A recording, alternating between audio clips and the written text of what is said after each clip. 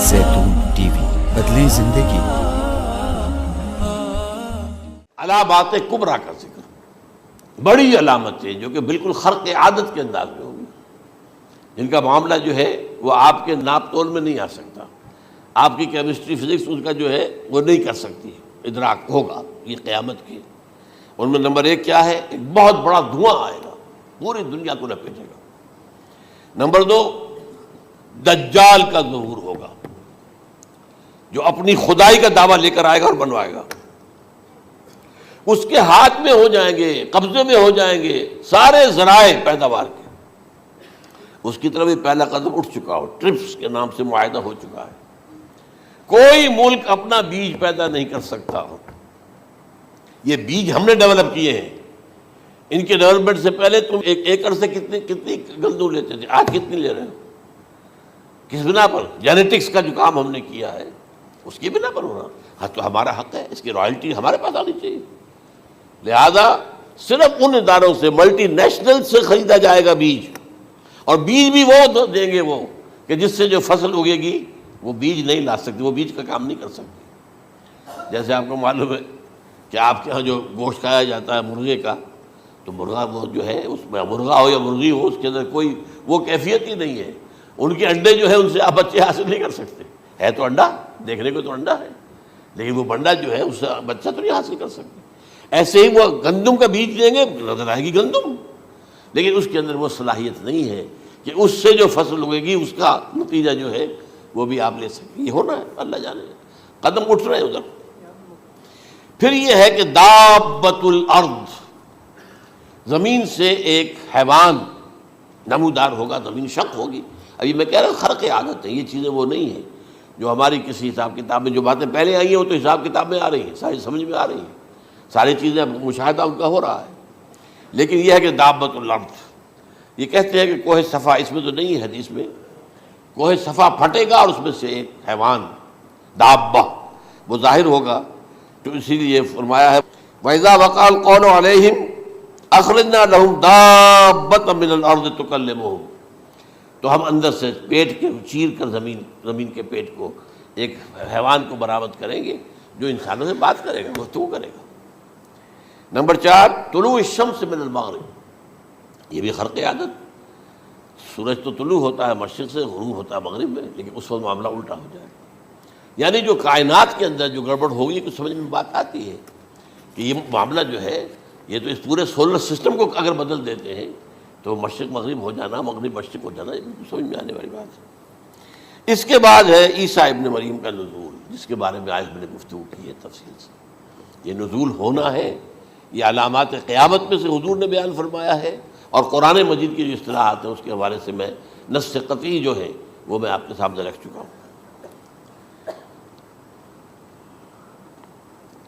پھر یاجوج ماجوج کا ایک معاملہ ہے، یہ میں ابھی اس وقت زیادہ اس پر بات نہیں کر سکتا۔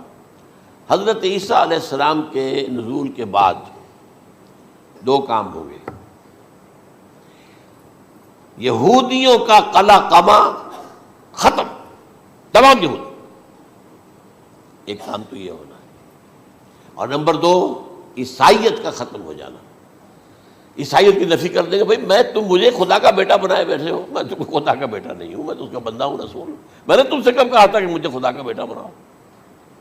نمبر 2 یہ کہ وہ خنزیر کو قتل کر دیں گے، یعنی یہ تم نے خنزیر کب سے کھانا شروع کر دیا؟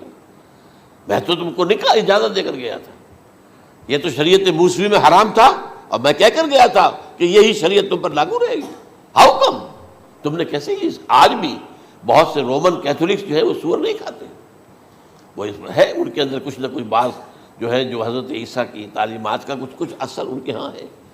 میں تو ایک مرتبہ، یہ 1971 کی بات ہے، 4-5 دن کے لیے برسلز میں رکا تھا، اس لیے کہ وہاں مجھے ایک صاحب نے خط لکھا تھا کہ وہاں ایک نوجوان ہے، ابھی اس ایمان لایا ہے، اور اس کے کچھ مسائل ہیں، ہم کوشش کر رہے ہیں ان کے مسائل حل کریں، آپ بھی جا رہے ہیں۔ میں انگلینڈ جا رہا تھا تو واپسی پر آپ ان کے یہاں چند دن ٹھہرے، میں حیران ہوا۔ ویسے اس نے مجھے اپنے گھر ٹھہرایا نہیں، اس لیے کہ ماں باپ تو اس کے کرسچن تھے، اور پولیس کا چیف آفیسر اس کا باپ تھا، چیف آف پولیس فورس۔ اس نے مجھ سے 1 دن کھانے پہ بلایا، میں ہوٹل میں ٹھہرایا مجھے، اس نے کہا آپ اطمینان سے یہاں کھانا کھائیں، اس گھر میں نہ آج تک کوئی شراب کی بوند آئی ہے اور نہ ہی کوئی بوٹی آئی ہے سور کی۔ Roman Catholics. اب اکلوتا بیٹا تھا یہ عبدالعزیز، اس نے بعد میں نام رکھا، وان کینٹر اس کا نام تھا جو کہ اوریجنل تھا، پھر اس نے نام رکھا عبدالعزیز وان کینٹر، پرانا نام بھی بحال رکھا۔ نہایت نیک، نہایت خوبصورت، 28 سال کی عمر تھی، اور اس وقت میں نے دیکھا تھا کہ اس کی فقہی معلومات جو ہے میری معلومات سے 10 گنا زیادہ۔ اس کی وجہ کیا ہے؟ وہ گیا تھا موراکو میں ایز اے ٹیچر ملازمت کرنے، پیسہ کمانے، وہاں وہ مسلمانوں سے اس کا ہوا رفع ضبط ہوا، اسلام کی تعلیمات سامنے آئی، اسلام لے آیا۔ اب اکلوتا بیٹا ہے، اور ماں باپ جو ہے کرسچن کیتھولکس۔ جب وہاں سے واپس آیا تو پھر کہتے ہیں کہ ہمارے درمیان ایک معاہدہ ہے، وی آر لیونگ ٹوگیدر، لیکن یہ معاہدہ ہے ہم مذہب پہ بات نہیں کریں گے، بس باقی جو بھی ہے وہ ساتھ رہ رہے ہیں۔ لیکن میں حیران ہوا، مجھے معلوم نہیں تھا۔ اچھا، اس کے بعد اس نے جب اسلام کا فیصلہ کیا تو اس کے سامنے سوال آیا کون سی فقہ اختیار کروں؟ تو اس نے بڑی جو ہے تھورو اسٹڈی کی ہے تمام فقہوں کی، کمپیریٹو اسٹڈی، ان کو کرنے کے بعد پھر فائنل فیصلہ اس کا یہ تھا کہ حنبلی فقہ میں اختیار کروں۔ چاروں فقہوں میں سب سے لیٹسٹ حنبلی ہے، یعنی حنفی نمبر 1، پھر مالکی نمبر 2، پھر اس کے بعد شافعی نمبر 3، پھر یہ امام احمد ابن حنبل ہے۔ اور امام احمد ابن حنبل کے زمانے تک احادیث بہت بڑے پیمانے پر جمع ہو چکی تھی، جبکہ ابھی حضرت امام ابو حنیفہ کے زمانے میں کوئی اتنا زیادہ جو ہے حدیث کا بھی ذخیرہ نہیں بنا تھا۔ اسی پر تو لوگ حیران ہوتے ہیں کہ زیادہ حدیث امام ابو حنیفہ کے علم میں نہیں تھی، لیکن مجال ہے کہ ان کا کوئی فتویٰ جو ہے کتاب و حدیث کے، کتاب اور سنت کے خلاف ہو۔ اگرچہ انہوں نے صاف کہا کہ اگر تم پاؤ کوئی ایسی سچی حدیث، پختہ حدیث جو میری کسی رائے کے خلاف ہو تو میری رائے کو دیوار پر دے مارنا اور اس صحیح حدیث کا پیروی کرنا۔ لیکن ویسے اس کے بعد یہ کمال یہ ہے کہ بہت ہی کوئی شاذ معاملہ ہے کہ جس میں ان کا کوئی فتویٰ وہ کتاب و سنت کے منافی ہو یا سنت کے منافی ہو۔ کتاب پہ تو سوال پیدا نہیں ہوتا، کتاب تو ساری ان کے سامنے موجود تھی۔ اس کے بعد یہ ہے کہ یاجوج ماجوج، اصل میں بتا رہا تھا آپ کو کہ جب عیسائیت بھی ختم ہو گئی، یہود ویسے ختم ہو گئے، استیصال ہو گیا، جڑ کٹ گئی، اب عیسائیت گویا کہ اسلام میں ضم ہو گئی، عیسائیت مذہب ختم، یہودی خود ختم۔ اب یہ طاقت کتنی ہو جائے گی؟ تقریباً 2/3 دنیا آ گئی، تمام اب عیسائی 2 ارب کے قریب ہیں، 1 ارب 90 کروڑ ہوں گے، یا مسلمان بھی 1 کروڑ 50-60 لاکھ ہیں، دونوں کو جوڑ لیجیے کتنے ہو گئے، 6 ارب کل آبادی ہے۔ لیکن اس کے بعد آتا ہے یاجوج ماجوج کا خروج۔ یہ یاجوج ماجوج میرے نزدیک چائنا اور رشیا ہے،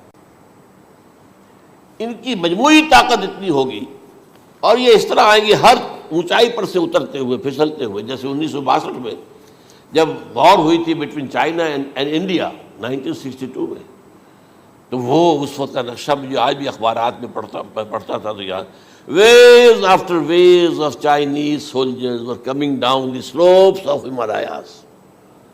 یہ تو وہ ہے نا جن کی تعداد کا کوئی حساب نہیں ہے، اور رشیا اور یہ مل کر جو ہے، میرا اندازہ یہ ہے کہ جب پہلے ملحمۃ العظمیٰ ہوگی وہ عیسائیوں اور مسلمانوں کے درمیان، اس وقت یہ دونوں پاورز نیوٹرل رہے گی، لیکن غالباً یہ بات طے کر لیں گی کہ ویپنز آف ورلڈ جو ہے ماس ڈسٹرکشن، یہ استعمال مت کرنا، اگر یہ ویپنز آف ماس ڈسٹرکشن استعمال کرو گے تو ہم میدان میں آ جائیں گے۔ اس میں وہ جنگ جب ہو چکے گی، پھر حضرت عیسیٰ کو فتح حاصل ہو جائے گی، اور پھر یہ کہ یہودیت ختم ہو جائے گی، عیسائیت بطور مذہب ختم ہو کر اسلام میں ضم ہو جائے گا، پھر وہ 40 برس کا عہد حکومت ہے حضرت عیسیٰ علیہ السلام۔ لیکن جب یہ فتح ہو جائے گی ان پر، اب یاجوج ماجوج آئیں گے، اور اتنی تعداد میں آئیں گے کہ بحیرہ طبریہ جو ہے اس کا سارا پانی پی جائیں گے۔ یہ تو اگر آپ کو کبھی اندازہ ہو، یا کوئی آپ جانیں ان لوگوں کو جو ان چینیوں سے واقف ہیں، وہ کہتے ہیں زمین پر ہلتی ہوئی کوئی چیزوں سے وہ چھوڑی چھوڑ کھا جائیں گے۔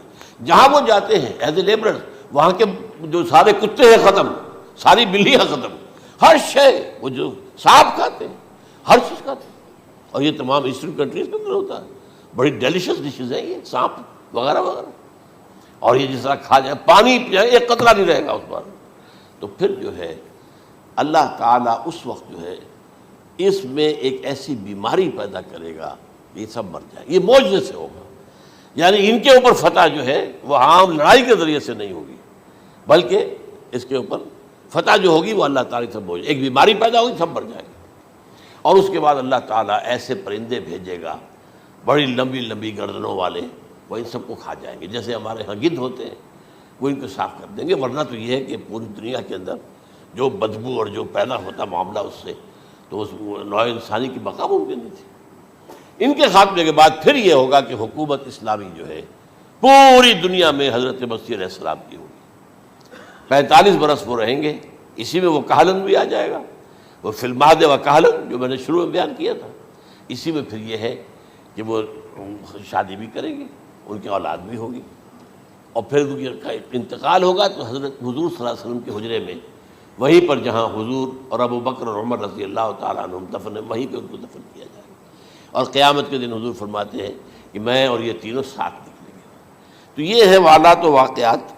بہرحال اس میں یہ ہے کہ یہ نوٹ کر لیجئے کہ جہاں تک ہمارے ہاں آج کل کا معاملہ ہے، میرے نزدیک میں یہ کہنے پر مجبور ہوں، جو رفع و نزول مسیح کو نہیں مانتا وہ کم سے کم منکر حدیث ضرور ہے. میں اس سے کم کا فتویٰ نہیں دے سکتا.